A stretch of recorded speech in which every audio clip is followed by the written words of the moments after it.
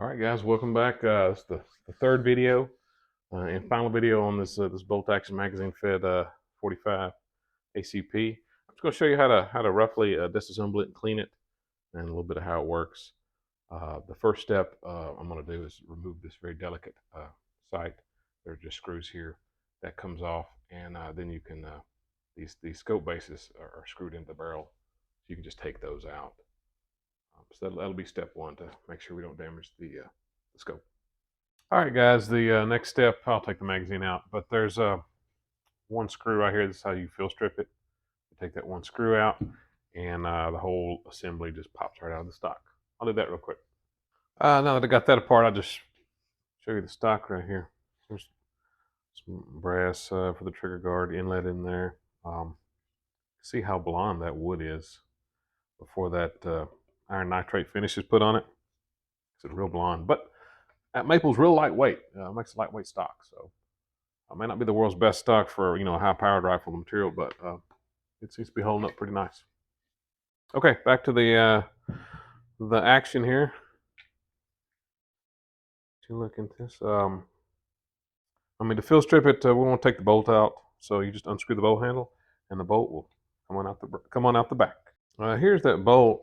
It does disassemble. There's two set screws here, but you normally wouldn't do that, just to clean and fill strip the gun.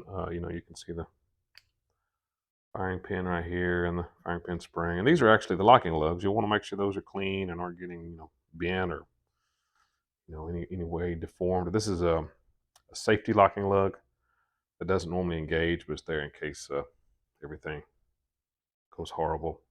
You can see the bolt face there with the extractor. There's a groove right here on the side. That's for the ejector, which is built into the frame of the gun. See it right down there. So when you pull it back, the back of the case hits that and flies on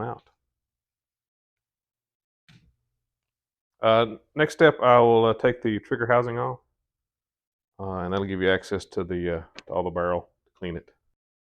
And here's the trigger housing, and I guess magazine housing also detached. You'll be wondering why this part's so shiny. It's aluminum, so that's why it was. You can't blue aluminum really. There's the mag. The mag catch. You got to take the spring out to get to these screws. But those screws keep it up into the receiver, and here's the trigger. Pretty good trigger in it. Try to get some light in there for you. But yeah, that's how that all works. Of course, you want to clean all that, make sure there's nothing in there. And the receiver, see right here, try to get more light down in there. There's the breech. You can see the feed ramp right here.